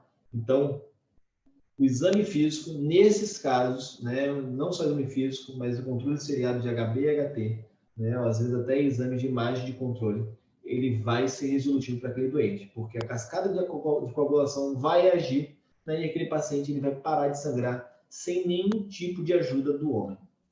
Tá? Entendi, professor. Obrigada. Então, assim, é muito comum, né? Mas eu vou até falar uma coisa que às vezes tudo depende também, tá? Então, se eu sou, né, vamos dizer, eu sou cirurgião, né? E eu me deparei com um paciente, né, que fez um trauma hepático, né? E eu fiz uma tomografia, ele estava estável, fiz uma tomografia e vi uma lesão lá, o grau 2, né? O grau 3, tá? Só que, infelizmente, naquela unidade hospitalar, eu não estou 24 horas. Eu trabalho em sistema de sobreaviso, né? Ou eu trabalho em esquema de plantão não presencial, qualquer coisa parecida. Né? O que eu quero te dizer é assim, eu não consigo avaliar aquele doente a todo momento, eu não consigo ver ele a toda hora. Né? O meu plantão é cheio, eu tenho muita coisa chegando e aquele paciente vai ficar, infelizmente, alocado ali na unidade hospitalar, né, fazendo todo o tratamento medicamentoso, assistencial, mas não tem ninguém olhando por ele ali. Né? Eu não consigo avaliar. Esse paciente, mesmo com lesões, né, consideradas lesões que a gente consegue tratar de maneira conservadora, eu não posso sair daquele hospital, né, com a segurança para poder ir para casa e dormir tranquilo. Não, esse paciente, infelizmente, eu vou submeter na laparotomia exploradora para resolver. Porque eu não vou me sentir seguro de deixar esse doente no hospital, né? Às vezes numa enfermaria, às vezes essa unidade não tem uma unidade intensiva, não tem uma semi-UTI. Eu não consigo deixar esse paciente alocado na enfermaria onde alguém vai vê-lo só no dia seguinte. Então, se eu tenho esse tipo de problema no meu hospital, né, se esse hospital não me der esse tipo de suporte, esse tipo de segurança, eu tenho que abordar esse doente. Tá? Então, essas indicações, né, de livro que a gente pontua muito, né? A gente tem muita coisa padrão ouro, a gente fala muito sobre isso, né? Vocês devem ouvir muito sobre isso. Padrão ouro é isso. Então, padrão ouro é isso para um hospital que tem isso, né? Mas o padrão ouro é, às vezes, é o que você tem, entendeu? Então, se a gente tem um paciente com trauma abdominal, né? E a gente tem lesão que em outros hospitais poderia tratar de maneira conservadoramente, não está errado se você tratar cirurgicamente, né? Com esse tipo de respaldo, tá? Mas se você tem toda uma estrutura montada, né? Você tem toda uma equipe montada para isso, com certeza você tem que tratar dessa maneira, né? De maneira conservadora. Para o doente vai ser muito melhor. Você vai escolher muito menos problemas lá na frente, tá? Então, a dúvida maior, né, quando a gente se depara sobre traumas abdominais, a maior dúvida que a gente tem é: opera ou não opera? Eu opero ou não opero esse doente? A maioria das pessoas, principalmente os acadêmicos, tem que falar: opera, vamos operar, vamos abrir esse cara, tem que abrir esse cara. Vamos ver o que tem. Né? Todo mundo quer ver. Tá? Essa é a maior dúvida que a gente tem. Tá? Então, existe, né, para a gente terminar, né, eu sei que já ficou bem extensa já, né? São mais de 10 horas. Então, só para vocês poderem entender de uma maneira simples, né, tudo como é que funciona. Então, a gente vai falar especificamente no traumatismo abdominal fechado, né, o que geralmente mais dúvida. Quando é traumatismo penetrante, tomou um tiro, como eu falei, praticamente 100%, né, quase 100%. Não vou dizer 100%, porque às vezes tem uns orifícios que passam transfixando ali só a parede abdominal, né, então às vezes não precisa abrir a barriga, né, mas no trauma penetrante, quase 100% a gente vai fazer uma abordagem cirúrgica, né? Se a gente fez uma exploração digital, viu que extravasou, passou, né, para a cavidade intraperitoneal, a gente vai abrir esse doente, né? Então, paciente vítima de arma de fogo no abdômen, a gente provavelmente vai abrir esse doente também. Mas a maior dúvida é quando a gente tem um trauma abdominal fechado, né? Por um acidente automobilístico, por um chute, por uma queda. A maioria das vezes a gente tem dúvida. Né? Inclusive, às vezes, algumas vezes a gente não tem um paciente que consiga nos dar respostas com tanta tranquilidade. Então, duas coisas que vocês têm que pensar. Quais são os sinais de alarme? Tem evisceração? Não tenho dúvida, é sala. Tem sinais francos de irritação peritoneal? Não tem jeito, é sala cirúrgica. Não tem essas duas coisas. Aí, vamos lá. Primeiro, o paciente está estável ou o paciente está instável, né? Então, o paciente está estável, Jotes, a pressão dele está adequada, está eupneico, está nomocárdico, né? O paciente está lúcido, orientado, tudo direitinho. Se o paciente está estável, né? Está consciente, está respondendo direitinho, a gente pode usar inicialmente um FAST, tá? Porque é uma coisa que a gente tem mais acesso, né? E geralmente a gente vai diminuir também, a gente tem que pensar nisso, diminuir o custo, né, de uma unidade hospitalar, principalmente pública. Mas por que a gente não faz uma tomografia direto? É esse raciocínio que a gente tem que pensar, né? A medicina, ela tem esse segmento também. A gente tem que pensar nisso. Se a gente tem um outro dispositivo mais barato, vamos usar o dispositivo mais barato. Não tem porque a gente usar um recurso mais caro, né, só para a gente judiar, né, do setor público. Então, não existe isso. Então, se a gente tem um paciente consciente que consegue me dizer se está tudo legal, está tudo ok, a gente pode optar primeiro pelo FAST. Deu negativo o FAST, né? Aí eu posso pensar, pô, mas estou na dúvida, aí eu vou lançar a mão da tomografia. Tá? O paciente está consciente, fiz um FAST, deu positivo, né? Mesmo assim, pô, será que realmente tem, né? Ou tem lesão, mas essa lesão é cirúrgica ou não? Eu preciso operar ele ou vou tratar de maneira conservadora? Aí eu vou optar por uma tomografia de abdômen total. Deu para entender aí? Então, acho que isso é coisa que vocês têm que pensar. O paciente está estável, né? É um paciente que inicialmente eu vou fazer um FAST. Tá? Deu negativo, né? Ou eu vou manter a observação, repito o FAST posteriormente, ou faço até uma tomografia. Mas se veio positivo, tá? Beleza, tem sangue. Pô, mas será que esse sangue é cirúrgico ou não? Aí eu lanço uma da tomografia. Tá? O paciente está estável, tudo direitinho, mas o paciente não responde nada. Ele não conversa, né? Ele está entubado já porque ele teve um trauma craniano extenso, né? Ou o paciente está em uso de drogas ilícitas, ou está em ingesta de bebida alcoólica, mas ele está estável, Jorge, está legal.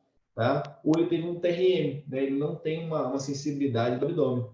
Então, esse paciente tem que ser submetido a uma tomografia. Tá? Então, paciente estável, lembra assim, estável é tomografia, estável é tomografia.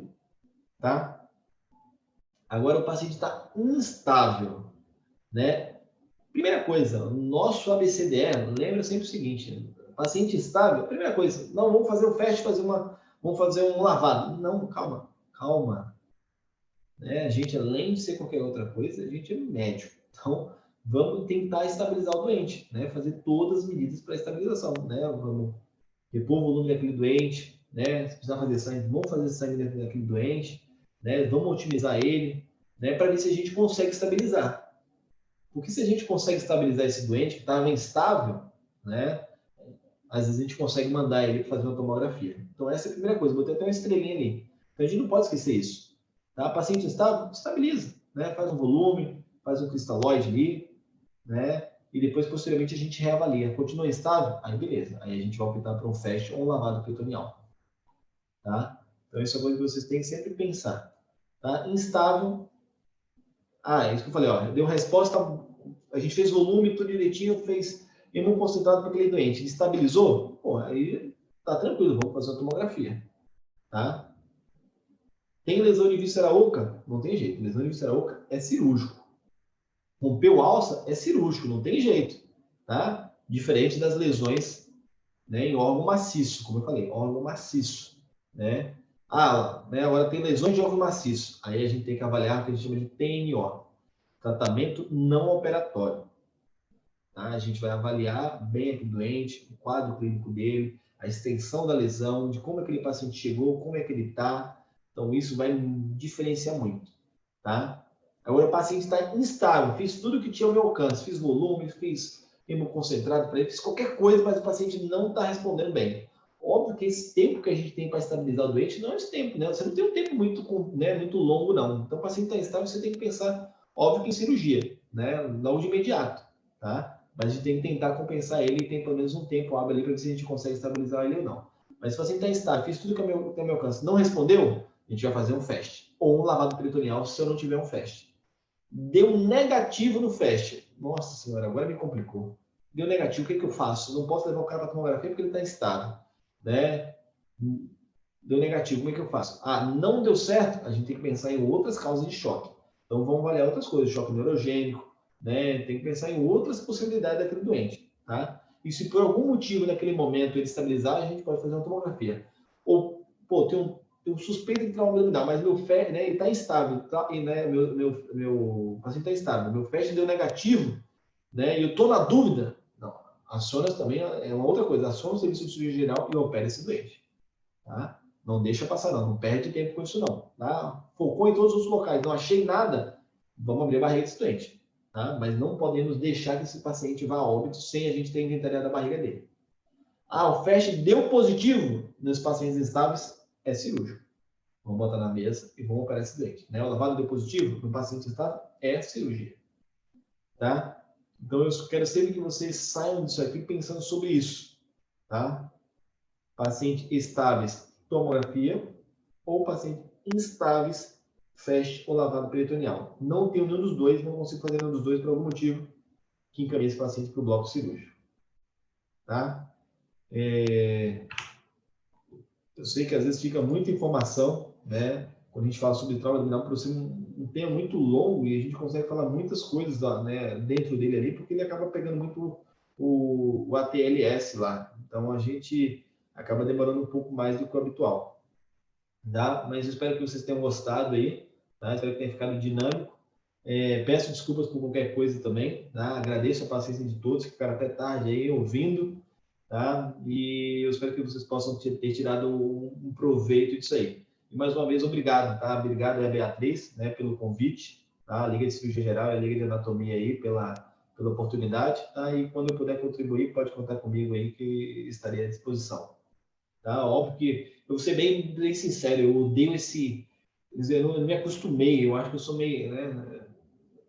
Acho que eu sou um pouco velho. Às vezes eu tenho que ter uma noção disso. Eu não consegui muito ainda mexer muito com essa parte de tecnologia nesse tipo de segmento. Eu gosto muito da parte mais do tete a tete ali, de que a gente possa poder manusear e ver, né, presencial. Mas a gente entende a necessidade atual do nosso problema de saúde aí e vamos se adaptando aos pouquinhos. Nossa, Jodson, foi maravilhosa a aula, foi muito, muito boa mesmo. Deu para ver bem tudo, deu para ter uma noção muito boa. E eu venho agradecer em nome da Liga de Cirurgia Geral e da Liga de Anato a sua participação. Muito, muito obrigada, de verdade, foi ótima a aula. O pessoal gostou demais. Muito obrigado, tá? Eu que agradeço aí, de verdade. Obrigado por todos Aqui, vocês. só Eu para avisar o pessoal trabalho, para não sair ainda. Eu trabalho em Miguel Pereira, Valença, Vassouras, Barra como cirurgião, né? Tem algumas pessoas que já acompanham, né? Mas se alguém se sentir à vontade, quiser ir lá, quiser presenciar, né? Hoje preferencialmente, hoje tem uma cirurgia lá em Barra do Piraí, né? E eu sei que a Rafaela, né? Acho que ela foi presidente da Liga de Técnica Cirúrgica, né? Então ela hoje, né? Estava comigo lá presenciando, então ela fez algumas coisas, né? Óbvio que sob a minha supervisão. Então, quem quiser, sinta-se à vontade. Eu acho que a coisa que mais, pelo menos eu que gosto da área de saúde, né? Eu acho que é essa troca, né? A gente nunca sabe tudo, né? Na verdade, a gente aprende todos os dias com todo mundo. Então, um ambiente onde todo mundo está para se ajudar, né? Todo mundo compartilhar conhecimento, agregar coisas, eu acho que é muito importante. Então, seja sempre à vontade, né? Me ligue, mande mensagem, qualquer coisa, estou à disposição. Com toda certeza, você pode ter certeza que eu já vou te mandar mensagem. Já ia te mandar mesmo. Só para avisar para o pessoal que vai ter o sorteio agora do Sanarflix. E, professor, quando você parar a gravação, bota para salvar na nuvem. Vamos lá. Você vai me ensinar aí. Eu também não sei. Então somos dois. Se você quiser passar o host para mim... Oi? Se você quiser passar o host para mim, é só você clicar no meu nome, clicar em More, e aí vai estar para me passar para host. Que aí eu paro a gravação. Como? Aí. Deu certo? Pior que eu não sei. Não. Não?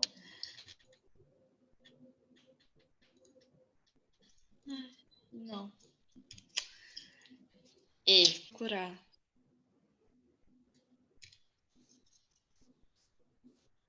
Ah, não. Quando você começou a gravar, você que tem que parar aí. Eu que tenho que parar aqui, né? Você sabe onde que você